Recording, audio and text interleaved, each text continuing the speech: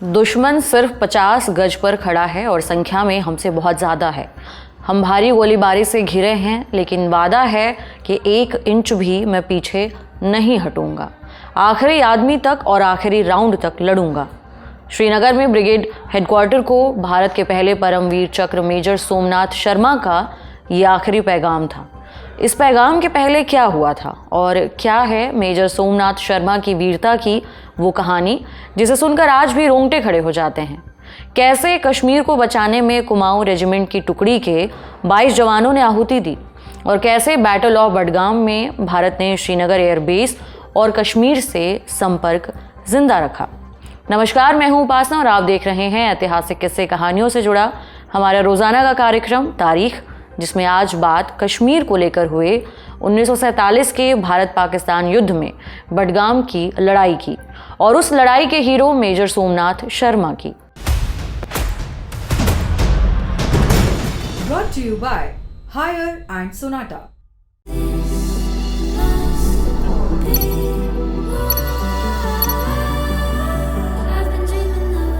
सेना के medical corps में अफसर अमरनाथ शर्मा के घर 31 जनवरी 1923 को जन्मे सोमी यानी सोमनाथ शर्मा। सोमी और उनके दोनों भाई ने पिता के कदमों पर चलते हुए फौज में जगह बनाई। सोमनाथ शर्मा ने नैनीताल के नामी स्कूल शीरवुड से पढ़ाई करके देहरादून में रॉयल मिलिट्री एकेडमी से फौज में अफसर के तौर पर एंट्री की।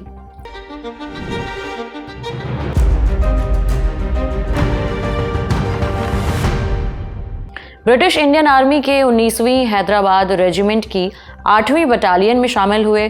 दूसरे विश्व युद्ध के दौरान सोमी बर्मा के अराकान फ्रंट भेजे गए। यहाँ लेटर ऑफ डिस्पैच यानी युद्ध की आधिकारिक पत्रावली में सोमनाथ शर्मा को सराहा गया। दूसरे विश्व युद्ध में ड्यूटी के दौरान घर को लिखे पत्र में सोमी लिखते हैं, मैं कर्तव्यों का निर्वहन कर रहा हूँ। मोर्चे पर जान जाने का डर पल भर को अक्स करता है, लेकिन गीता में लिखे श्री कृष्ण के वचनों को याद करता हूँ तो डर निकल जाता है। पिताजी, मैं आपको डरा नहीं रहा हूँ, लेकिन अगर मैं मरा तो एक वीर योद्धा की तरह मरूंगा। दूसरे विश्व युद्ध के बाद उनकी बटालियन को कुमाऊं रेजिमेंट की 4थी बटालियन में तब्दील किया गया। प्रमोशन हुआ। सोमी अब मेजर सोमनाथ हो गए। 1947 में देश आज़ाद हुआ, पाकिस्तान अलग हुआ। 550 से ज़्यादा में से कुल 3 देशी रियासतें विलय को रह गई थीं, जूनागढ़, हैदराबाद और कश्मीर। कश्मीर के राजा हरि सिंह को समझाने के लिए भारत सरकार ने उन्हें दिल्ली आने का बुलावा भेजा। इधर श्रीनगर के पुंछ सेक्टर और जम्मू के सियालकोट सेक्टर में पाकिस्तान की तरफ से लगातार कबायली घुसपैठ हो रही थी। कश्मीर की तरफ से पाकिस्तान को खत पे खत लिखे गए। ऑपरेशन गुलमर्ग चलाकर 20,000 कबायली लड़ाकों को मुजफ्फराबाद के रास्ते छोटी छोटी टुकड़ियों में कश्मीर में घुसपैठ कराई जा रही थी।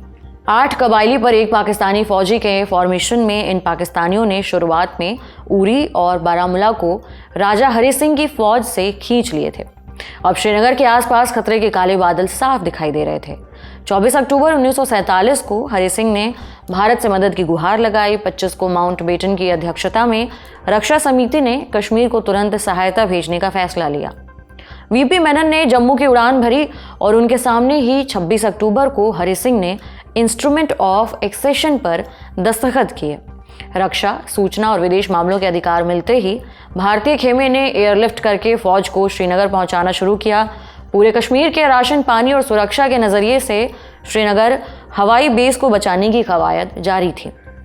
31 अक्टूबर को 4 कुमाऊं भी एयरलिफ्ट होकर श्रीनगर उतरी। रचना सिंह बिस्ट की लिखी दी ब्रेव परमवीर चक्र स्टोरीज के जरिए सोमनाथ के छोटे भाई सुरेंद्र शर्मा ने बडगाम की लड़ाई का जिक्र किया है।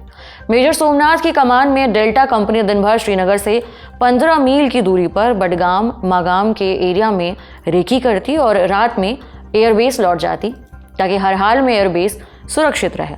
आने से ठीक पहले लगी चोट के चलते सोमी के एक हाथ में प्लास्टर था। 3 नवंबर को डेल्टा कंपनी को लीड करते हुए सोमनाथ शर्मा ने 2 बजे तक रेकी की, फिर अल्फा कंपनी को फॉल बैक का आदेश दे दिया। इसके 1 घंटे और पहले एक पैरा कुमाऊं वापसी कर चुकी थी। करीब दिन के 2:30 बजे के समय बडगाम गांव में लश्करों के मूवमेंट की खबर लगी। सोमी ने बडगाम को शाम तक अपनी नज़र में रखने का फैसला किया और ब्रिगेडियर LP सेन ने उनके फैसले को ग्रीन सिग्नल भी दिया। मेजर सोमनाथ दिमाग से तेज थे। स्थानीय लोगों के लिबास और घुसपैठियों में उन्होंने अंतर समझकर पोस्ट को व्यवस्थित किया। फिर गांव की तरफ से फायरिंग शुरू हुई। सोमी जल्द ही समझ गए कि वो 3 तरफ से घिरेंगे। करीबन 700 पाकिस्तानियों के सामने डेल्टा कंपनी को हर हाल में बडगाम को बचाना था। 7 पाकिस्तानियों पर 1 हिंदुस्तानी फौजी के हिसाब से आंकड़े पाकिस्तान के पक्ष में थे, लेकिन मेजर ने अपनी फौज को 2 टुकड़ों में बांटा और 2 पोस्ट के बीच 6 घंटे तक लश्करों को रोके रखा। 1/4 टुकड़ी घायल हो चुकी थी। कबीलाई लड़ाकों को भारी नुकसान पहुंचाने में भी डेल्टा कंपनी ने कोई कसर नहीं छोड़ी थी। मेजर शर्मा एक पोस्ट से दूसरी पोस्ट फौज को निर्देश दे रहे थे। एक हाथ में प्लास्टर के बावजूद मेजर एक फौजी की तरह मोर्टार शेलिंग के बीच से एम्यूनिशन भी पहुंचा रहे थे और लाइट मशीन गन पर असिस्ट कर रहे थे। इसी दरमियान पाकिस्तानियों का दागा हुआ एक मोर्टार शेल भारतीय फौज के एम्यूनिशन के पास आकर गिरा। मेजर सोमनाथ वहीं मौजूद थे। तेज धमाका हुआ जिसमें मेजर बुरी तरह घायल हो गए। उन्होंने इसी वक्त वो लाइनें बोली थी जो उनके आखिरी मैसेज के तौर पर बेस ट्रांजिस्टर तक पहुंची। मैं 1 इंच भी पीछे नहीं हटूंगा, आखिरी आदमी और आखिरी राउंड तक लड़ूंगा। सोमनाथ शर्मा की टुकड़ी से उन्हें मिलाकर कुल 22 लोग उस दिन शहीद हुए, लेकिन डेल्टा ने अपने से 10 गुने लश्करों को भी मार गिराया था। इन 6 घंटों के बाद री एनफोर्समेंट में आई 1 पैरा कुमाऊं ने मजबूती से कबीलाई पाकिस्तानियों को पीछे धकेला। इससे श्रीनगर एयरबेस की तरफ बढ़ते पाकिस्तान के कबाइलियों के लगभग हाथ में जा चुके कश्मीर पर फिर से भारतीय पकड़ को मजबूती दी। 6 तारीख को जब मामला नियंत्रण में आया तो सर्विस पिस्टल और गीता की किताब के जरिए मेजर की पहचान की गई।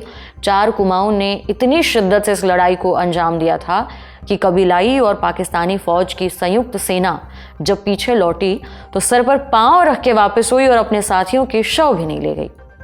21 जून 1950 को मरणोपरांत मेजर सोमी को इस परम बलिदान के लिए भारत के पहले वीर चक्र से नवाजा गया। मेजर सोमनाथ के सर्वोच्च समर्पण और 4 कुमाऊं के अदम्य साहस के चलते उस दिन सिर्फ बडगाम नहीं बल्कि आगे नौशेरा, टिथवाल और जोजिला की लड़ाइयों को जीतते कश्मीर को भारत का अभिन्न अंग बरकरार रखा। चलते चलते एक इंस्पिरेशन भी जानते जाइए। सोमनाथ शर्मा ने इस मोर्चे पर उड़ान भरने से पहले अपने दोस्त, जो बाद में भारतीय सेना में मेजर जनरल रहे, के तिवारी को मजाक में छेड़ते हुए कहा था, या तो मैं मरूंगा या फिर आर्मी चीफ बनूंगा। जैसा कि हमने बताया, मेजर सोमनाथ ने सर्वोच्च बलिदान दिया तो बड़े भाई से प्रेरणा लेकर उनके छोटे भाई विश्वनाथ शर्मा 1950 में उन्हीं के कदमों पर चलते हुए फौज में अफसर बने और 1988 में जाकर देश के आर्मी चीफ भी बने। उनके अन्य छोटे भाई सुरेंद्र नाथ शर्मा भी सेना में गए और भारतीय फौज के इंजीनियर इन चीफ के पद तक पहुंचे। आज के अंक में इतना ही। इसे लिखा था हमारे साथी अनुराग मिश्रा ने।